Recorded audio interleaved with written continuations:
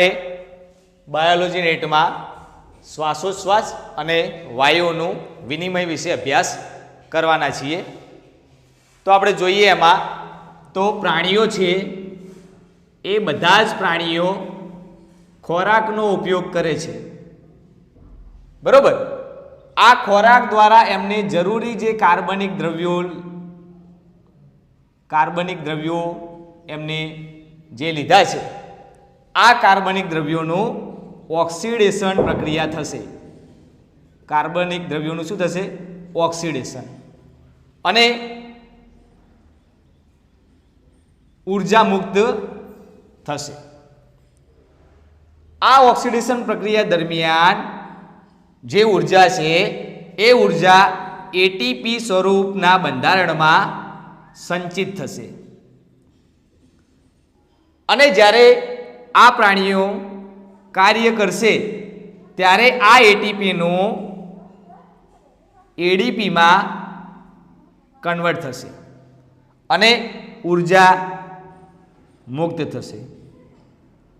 આ મુક્ત થયેલી ઉર્જા એ કાર્યમાં ઉપયોગી બનશે। એટલે કે જરૂરી ખોરાક એનું ઓક્સિડેશન થવું જરૂરી છે, અને ઓક્સિડેશનની પ્રક્રિયા થઈ અને ખોરાક સંગ્રહ થાય છે। તો આપણે જોઈએ કે શ્વાસોશ્વાસ, તો અહીં બે શબ્દો આપણે સમજવાના છે। શ્વાસોશ્વાસમાં એક હશે શ્વાસ અને બીજું હશે ઉચ્છ્વાસ। શ્વાસ એટલે વાતાવરણીય જે ઓક્સિજન છે એ વાતાવરણીય ઓક્સિજન આપણે ફેફસામાં લઈશું, એટલે કે વાયુકોષ્ઠમાં આપણે લઈશું। અને ઉચ્છ્વાસ એટલે આપણા જે કોષ છે એ કોષમાં બનેલ કાર્બન ડાયોક્સાઇડ છે એ કાર્બન ડાયોક્સાઇડને આપણે ફેફસામાંથી વાતાવરણમાં ધકેલીશું। એટલે કે આ ઓક્સિજન અને કાર્બન ડાયોક્સાઇડનું જે વિનિમય થયું, જે આપલે થઈ, એને આપણે શ્વાસોશ્વાસની પ્રક્રિયા કહીશું। તો એના વિશે આપણે અભ્યાસ કરવાનો છે। તો એ શ્વાસોશ્વાસની પ્રક્રિયાઓમાં આપણે જોઈએ મિત્રો, તો એનસીઈઆરટીમાં ઉદાહરણ આપેલા છે કે કયા કયા શ્વાસોશ્વાસની પ્રક્રિયા થાય છે। તો એની અંદર આપણે જોઈશું કે સજીવો આપેલા છે અને સામે એમના શ્વસનાંગો આપેલા છે।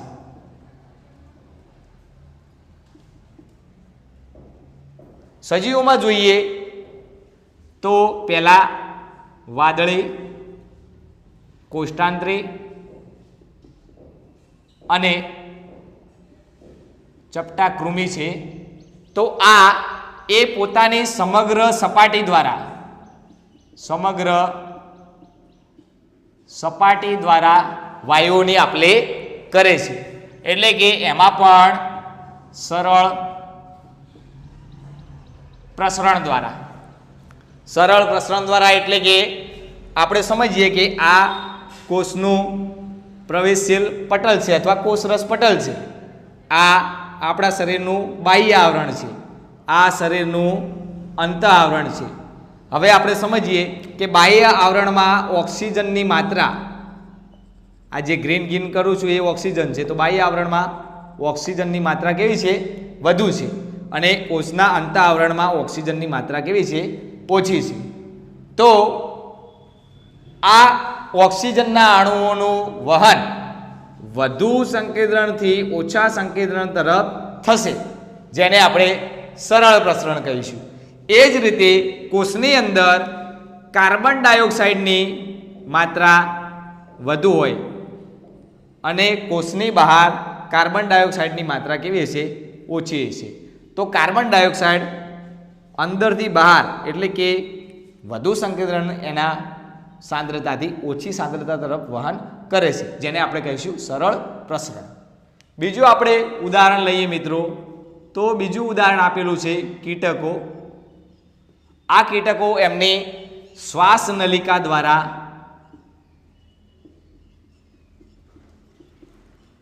વાયુઓનું આપલે કરે છે। ત્રીજા નંબરનું આપણે જોઈએ મિત્રો, તો અળસિયું આપેલું છે।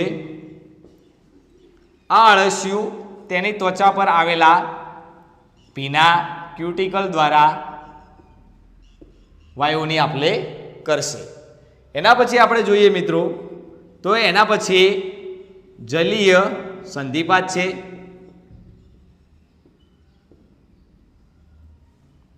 પછી મૃદુકાય છે,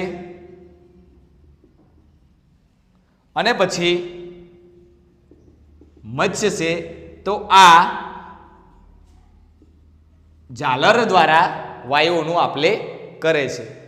ત્યારબાદ આપણે જોઈએ તો સરીસૃપ છે, સસ્તન છે અને પક્ષીઓ છે. તો એમના આવેલા વિશિષ્ટ ફેફસા દ્વારા વાયુઓનું આપલે કરશે. ત્યારબાદ 6 નંબરનું જોઈએ તો ઉભયજીવી છે, દેડકો. આ દેડકો વાયુ વિનિમય પોતાના ભીની ત્વચા દ્વારા કરે છે. સસ્તનોમાં પણ જે આપણે મનુષ્યને છે લગભગ બધા જ જે સસ્તનો રહ્યા આ સસ્તનોમાં વિકસિત શ્વસન તંત્ર આવેલું હોય છે જે વાયુઓના વિનિમય માટે એટલે કે શ્વાસોશ્વાસની પ્રક્રિયા માટે જવાબદાર છે. એના વિશે મિત્રો આપણે આજે અભ્યાસ કરવાનો છે. ચલો મિત્રો, આપણે વિવિધ સજીવો અને એના શ્વસન તંત્ર વિશે આપણે અભ્યાસ કર્યો. હવે આપણે મનુષ્યોમાં વિકસિત શ્વસન તંત્ર વિશે જોઈએ તો શ્વસન તંત્રમાં સૌ પ્રથમ બહાર બાહ્ય નાસિકા છિદ્ર આવેલું હોય છે. એટલે કે આપણે જોઈ શકીએ છીએ કે આપણે ઉપરી હોસ્ટની ઉપર 2 છિદ્રો બહારની બાજુ બાહ્ય નાસિકા છિદ્ર આવેલા હોય છે અને જે પટલ વડે જુદા પડે છે. આ બાહ્ય નાસિકા છિદ્ર પછી નાકમાં એક પોલાળ આવેલો હોય છે જેને આપણે નાસિકા કોટર કહેવાય છે. શું કહીશું? નાસિકા કોટર અથવા આપણે નાસિકા ગુહા પણ કહીએ છીએ, જે વાયુઓનું ગાળણ કરે છે, વાયુઓને ભેજ પૂરો પાડે છે, આ બધા કાર્યો કરશે. ત્યારબાદ આપણે જોઈએ તો એના પછી નાસિકા કંઠનળી આવશે. નાસિકા કંઠનળી એટલે કે કંઠનળીનો એક ભાગ જ છે. આ નાસિકા કોટર નાસિકા કંઠનળીમાં ખુલે છે. આ નાસિકા કંઠનળી એ શ્વાસ દ્વાર દ્વારા, અહીંયા શ્વાસ દ્વાર આવેલું છે, એ શ્વાસ દ્વાર દ્વારા શ્વાસ નળીમાં ખુલશે. આ નાસિકા કંઠનળીની અંદર શ્વાસ દ્વાર આવેલું હોય છે અને આ શ્વાસ દ્વારની નીચે સ્વર પેટી આવેલી હોય છે કે જે અવાજ ઉત્પન્ન કરવા માટે જવાબદાર છે. તો અહીં આપણે લખી દઈશું સ્વર પેટી. શ્વાસ દ્વારની ઉપર મિત્રો પાતળો કાસ્થિમય પડદાયુક્ત એક આવરણ આવેલું હોય છે જેને આપણે ઘાટી ઢાંકણ કહીશું. આ ઘાટી ઢાંકણ છે એ શ્વાસ નળીમાં ખોરાક જતો અટકાવે છે અને કંઠનળી છે એ કંઠનળી ખોરાક અને હવાનો સામાન્ય માર્ગ છે. ત્યારબાદ આ જે શ્વાસ નળી છે એ શ્વાસ નળીમાં આ ઉરસ પ્રદેશ છે, એ ઉરસ પ્રદેશની અંદર એટલે કે ઉરસ ગુહાની અંદર 5મી ઉરસીય કશેરુકામાં 2 ભાગમાં એટલે કે જમણી અને ડાબી 2 ભાગમાં શ્વાસ નળી એ વિભાજિત થાય છે અને શ્વાસ વાહિનીમાં પરિણમે છે. એટલે આપણે એને કહીશું શ્વાસ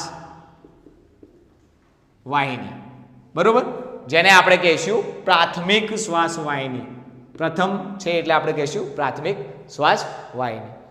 આ પ્રાથમિક શ્વાસ વાહિની છે એ પાછી 2 ભાગમાં એટલે કે ભાગોમાં વિભાજિત થઈ અને દ્વિતીય શ્વાસ વાહિનીનું નિર્માણ કરશે. આપણે આને કહીશું દ્વિતીય શ્વાસ વાહિની. એ દ્વિતીય શ્વાસ વાહિની ફરીથી વિભાજન પામીને તૃતીય શ્વાસ વાહિનીમાં ફેરવાશે.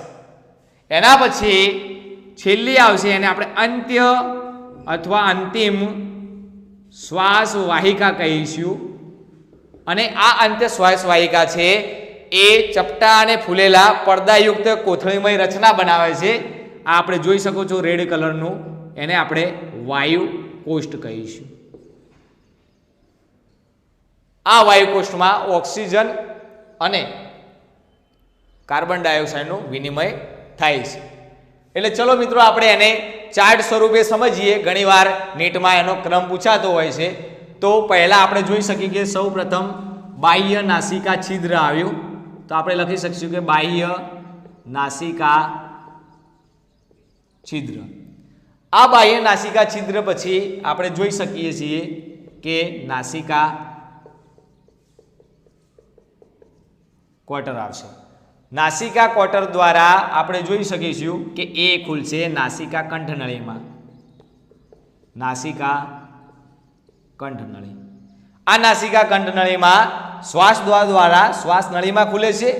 અને આ જે શ્વાસ દ્વાર છે એ શ્વાસ દ્વાર ઉપર કાસ્તિમય પડદાયુક્ત એક રચના આવેલી છે જેને આપણે ગાંઠી ડાંગણ કહ્યું. અને આ ગાંઠી ડાંગણ એ ખોરાકને શ્વાસ નળીમાં જતો અટકાવે છે. ત્યારબાદ આપણે જોઈ શકીશું કે નાસિકા કંઠનળી પછી શ્વાસ નળી આવશે. અને શ્વાસ નળી પછી પ્રાથમિક શ્વાસ વાહિની આવશે. ત્યારબાદ દ્વિતીય શ્વાસ વાહિની, ત્યારબાદ તૃતીય શ્વાસ વાહિની અને એના પછી આવશે અંતિમ અથવા તો અંત્ય શ્વાસ વાહિકા. આ અંત્ય શ્વાસ વાહિકા પછી આવશે વાયુ કોષ્ઠ. અને વાયુ કોષ્ઠ બાદ આવશે રુધિર વાહિની. આ એક સંપૂર્ણ માર્ગ થશે જે નીટમાં ઘણીવાર પૂછાય છે. તો આપણે જોઈ શકશું મિત્રો કે અહીંયા બે ભાગો આપણે જોવાના છે કે બાહ્ય નસિકા છિદ્રથી લઈ અને અંત્ય શ્વાસ વાહિકા સુધીનો જે માર્ગ છે એ માર્ગને આપણે સંવહન માર્ગ કહીશું. સંવહન માર્ગ અથવા સંવહન વિસ્તાર, કન્ડક્ટિંગ પાર્ટ આપણે કહીશું કે જે વાયુઓનું સંવહન એટલે કે વાયુઓને વાતાવરણમાંથી વાયુકોષ સુધી લઈ જવામાં મદદ કરે છે. એટલે આપણે આ ક્રમ યાદ રાખવો જરૂરી કે બાહ્ય નસિકા છિદ્રથી અંત્ય શ્વાસ વાહિકા સુધીનો જે માર્ગ છે એને આપણે સંવહન માર્ગ કહીશું. એમના કાર્યો શું છે? તો એ વાતાવરણીય જે વાયુ છે આ વાતાવરણીય વાયુને વાયુ કોષ્ઠ સુધી લઈ જાય છે. બીજું એમનું કાર્ય છે કે આ જે વાયુ છે એ વાયુઓને ભેજ પૂરો પાડે છે, ભેજ આપે છે. ત્રીજું એમનું કાર્ય છે કે વાયુઓને શરીરના તાપમાન સુધી લાવે છે, ઉષ્મા પૂરી પાડે છે. આ બધા સંવહન માર્ગના કાર્ય છે. ત્યારબાદ આપણે જોઈએ કે વાયુ કોષ્ઠથી રુધિર વાહિની સુધીનો જે ભાગ છે એટલે કે વાયુ કોષ્ઠથી રુધિર વાહિની સુધીનો જે ભાગ છે એ ભાગને આપણે વાયુ વિનિમય ભાગ કહીશું. વાયુ વિનિમય ભાગ એટલે કે ખરેખર જે વાયુઓ ઓક્સિજન અને કાર્બન ડાયોક્સાઇડનું જે ખરેખર જે પ્રસરણ થાય છે, ખરેખર જે ભાગ છે કે જ્યાં એમની આપલે થશે એ છે વાયુ વિનિમય ભાગ. એટલે કે વાયુ કોષ્ઠની જે શ્વસન નલિકાઓ આવેલી છે એ અને રુધિર વાહિનીઓ આવેલી છે એમના વચ્ચે ઓક્સિજન અને કાર્બન ડાયોક્સાઇડની શું થશે? આપલે થશે. પરંતુ કેવી રીતે? સરળ પ્રસરણ દ્વારા. સરળ પ્રસરણ દ્વારા એટલે આપણે કીધું કે આ રુધિર વાહિનીનું એક પટલ છે. અહીંયા ઓક્સિજનની માત્રા વાયુ કોષ્ઠમાં છે અને અહીંયા કાર્બન ડાયોક્સાઇડની આપણે કહીએ.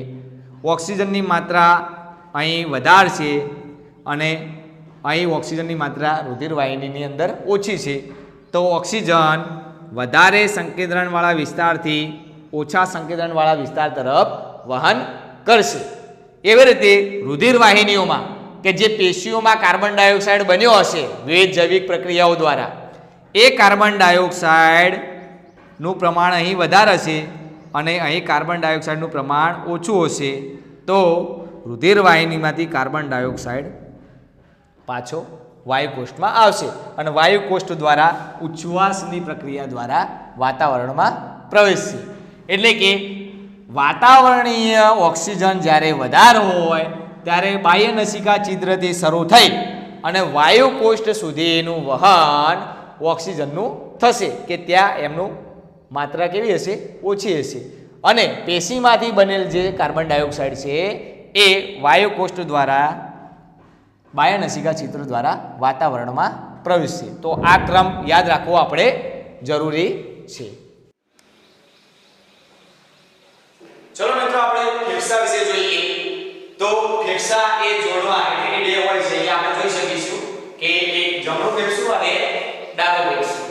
ડાબું ફેફસું એ જમણા ફેફસા કરતાં થોડું નાનું હોય છે, કેમ કે અહીં હૃદય સ્થાન પામેલું હોય છે એટલા માટે. આ ફેફસાની અંદર રચના જોઈએ તો એ ઉરસીય ગુહાની અંદર આવેલો હોય છે. આપણો જે ઉપરનો આ જે છાતીનો જે ભાગ છે એનો આપણે પોલાણ જોઈએ તો એ પોલાણની અંદર ઉરસ ગુહા કહેવાય. એટલે કે જ્યારે આપણે અહીંથી આપણે કટ મારીએ અને અંદર જોઈએ તો જે ગુહા આવેલી હોય છે, જે પોલાણ આવેલું હોય છે, એ પોલાણને ઉરસ ભાગમાં આવેલું છે એટલે આપણે ઉરસીય ગુહા કહીશું અને એની અંદર આ બંને ફેફસા સ્થાન પામેલા હોય છે. ત્યારબાદ આપણે જોઈએ તો આ જે ફેફસાનું જે આવરણ છે, આ આવરણને આપણે ફુફુસીય આવરણ કહીશું. ફુફુસીય આવરણ એટલે કે પ્લુરા એને કહેવાય છે, આપણે પ્લુરા કહીએ છીએ. આ જે આવરણ છે તમે જોઈ શકો છો મિત્રો કે બે આવરણમાં વિભાજિત છે. બહારનું આવરણ એટલે કે બાહ્ય આવરણ અને અંદરનું આવરણ એટલે કે અંતઃ આવરણ.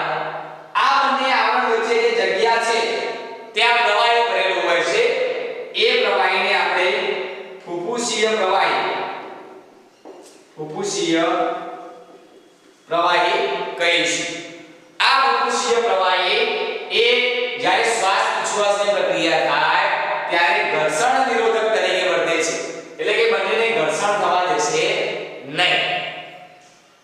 આ જે ફેફસા રહ્યા એ ફેફસા આપણે જોઈ શકીએ છીએ કે શ્વાસ નળી, શ્વાસ વાહિની અને આ શ્વાસ વાહિનીનું આખું જે સાંકિત જાળું છે અને વાયુકોષ્ઠ એટલે કે શ્વાસ વાહિની, શ્વાસ વાહિકાનું સાંકિત જાળો અને વાયુકોષ્ઠો આ ભેગા મળીને જે આખી રચના થઈ એને આપણે ફેફસું કહીશું.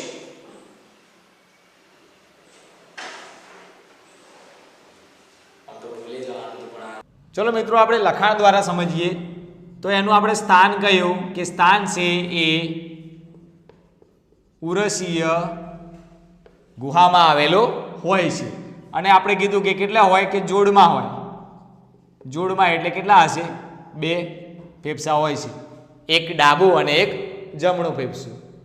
ત્યારબાદ આપણે જોઈએ કે આ ફેફસા એ કેટલા? બે આવરણ ધરાવે છે. કેટલા આવરણ ધરાવે છે? બે આવરણ એટલે કે બે પડોનું બનેલું હોય છે. બહારનું જે આવરણ છે એને આપણે બાહ્ય આવરણ કહીશું એટલે કે બહારનું આવરણ, અને અંદરનું જે આવરણ છે એને અંતઃ આવરણ કહીશું એટલે કે અંદરનું આવરણ. અહીં મિત્રો તમે જોઈ શકો છો કે આ જે ભાગ છે સમજવાનો છે ઉરસ પ્રદેશ એટલે કે બહારનો જે બાહ્ય જે આવરણ છે એ ઉરસ પ્રદેશ સાથે જોડાયેલું છે અને અંદરનું જે આવરણ છે એ ફેફસા જોડે જોડાયેલો હોય છે. એટલે આપણે લખી શકીશું કે બહારનું આવરણ કોના જોડે જોડાયેલું છે? તો આપણે લખી શકીશું કે ઉરસીય ગુહા સાથે જોડાયેલું છે અને અંદરનું આવરણ એ ફેફસા સાથે જોડાયેલું છે। ત્યારબાદ આપણે કહી શકીશું કે બંને વચ્ચેનું એટલે કે બાહ્ય અને અંતઃ આવરણ વચ્ચે પ્રવાહી આવેલું છે। આ પ્રવાહીને આપણે શું કહીશું? ફુફુસીય પ્રવાહી। તો આપણે અંતઃ અને બાહ્ય વચ્ચે પ્રવાહી આવેલું છે, આ પ્રવાહીનું નામ આપ્યું આપણે ફુફુસીય પ્રવાહી। આ ફુફુસીય પ્રવાહી એ ઘર્ષણ નિરોધક તરીકે વર્તે છે અને જે આવરણ છે એ આવરણને આપણે કહીશું ફુફુસીય આવરણ। બરોબર। આ ફેફસાની આપણે રચના જોઈએ તો જોઈ શકો છો મિત્રો કે શ્વાસવાહિની, શ્વાસ વાહિકાઓનું આખું સાખેત જાળું અને વાયુકોષ આ ભેગા મળીને ફેફસાની રચના કરે છે। એટલે તમે લખી શકો કે ફેફસા એની રચના એટલે લખી શકો કે શ્વાસવાહિની વત્તા શ્વાસ વાહિકાઓનું સાખીત જાળું વત્તા વાયુકોષ આ ભેગા મળીને જે રચના કરે છે એને આપણે ફેફસું કહીશું। ઉરસીય ગુહામાં ફેફસું સ્થાન પામેલું હોય છે અને 4 ભાગમાં જોડાયેલું હોય છે। પૃષ્ઠ બાજુ, વક્ષ બાજુ, પાર્શ્વ બાજુ અને નીચેની બાજુ। પૃષ્ઠ બાજુ જોઈએ મિત્રો, પાછળની સાઈડ આપણે પૃષ્ઠ આમ હું ઊભો છું તો પૃષ્ઠ બાજુ જોઈએ તો આપણે જોઈ શકીએ છીએ કે ફેફસા છે એ પૃષ્ઠ બાજુ કરોડ સ્તંભ જોડે જોડાયેલા હોય છે। એટલે પૃષ્ઠ બાજુ કરોડ સ્તંભ જોડે જોડાયેલ હોય છે। વક્ષ બાજુ આપણે કહીશું એનો વક્ષ બાજુ, તો વક્ષ બાજુ એ ઉરોસ્થિ જોડે જોડાયેલા હોય છે। એવી રીતે પાર્શ્વ બાજુ આપણે કહીશું તો પાર્શ્વ બાજુ એ પાંસળીઓ જોડે જોડાયેલા હોય છે। અને નીચેની બાજુ કહીએ તો નીચેની બાજુ એક પટલ આવેલું હોય છે જેને આપણે કહીશું ઉરોદર પટલ। આ ઉરોદર પટલ જોડે જોડાયેલા હોય છે। અહીં આકૃતિમાં જોઈ શકીશું મિત્રો કે વક્ષ પૃષ્ઠ બાજુ કરોડ સ્તંભ આવેલો છે, જે સામેથી નહીં દેખાય પણ આમ જોઈશું આપણે તો દેખાશે કે જે પૃષ્ઠ એટલે કે પાછળનો ભાગ છે ત્યાં કરોડ સ્તંભ આવેલો છે। વક્ષ બાજુ અહીં સામેની બાજુ એક રચના આવેલી છે, આ રચનાને આપણે ઉરોસ્થિ કહીશું। બરોબર। એના પછી પાર્શ્વ બાજુએ એટલે અહીંથી આમ પાર્શ્વ બાજુએ આ રીતની આખી રચના હશે જેને આપણે પાંસળીઓ કહીશું। આ રીતની પાંસળીઓ હશે કે જે ફેફસાનું રક્ષણ કરતી હશે અને આ પાંસળીઓ વચ્ચે જે કાસ્તિમય રચના હોય છે એને આપણે આંતર પાંસળી સ્નાયુ કહીશું। જે સ્નાયુઓ આવેલા હોય છે પાંસળીઓને જોડે છે એ બાહ્ય આંતર પાંસળીય સ્નાયુની રચના હોય છે અને નીચે એક ઘુમ્મટ આકારની રચના હોય છે। આ ઘુમ્મટ આકારની રચનાને આપણે ઉરોદર પટલ કહીશું। એટલે કે પાછળની સાઈડ પૃષ્ઠ બાજુએ કરોડ સ્તંભ, વક્ષ બાજુએ ઉરોસ્થિ, પાર્શ્વ બાજુ એટલે બાજુની સાઈડમાં પાંસળીઓ અને નીચેની બાજુ ઉરોદર પટલ આવેલું હોય છે। આ પ્રશ્ન ઘણીવાર પૂછાય છે કે ઉરોદર પટલ એ કેવા આકારનું છે? તો એ છે ઘુમ્મટ આકારનું આવેલું હોય છે। તો આ 4 બાજુથી જોડાયેલ રચના હોય છે જે શ્વાસોશ્વાસની પ્રક્રિયામાં આ જે ભાગ છે ઉરસીય ગુહા, એ ઉરસીય ગુહામાં કોઈ પણ ફેરફાર થાય તો ફેફસાના કદમાં ફેરફાર થાય છે। દાખલા તરીકે ઉરસીય ગુહા વધે તો ફેફસાનું કદ વધશે, ઉરસીય ગુહાનું કદ ઘટે તો ફેફસાનું કદ ઘટશે। તો હવે આગળ આપણે જોઈશું કે શ્વાસોશ્વાસની ક્રિયાવિધિ કેવી રીતે થાય છે।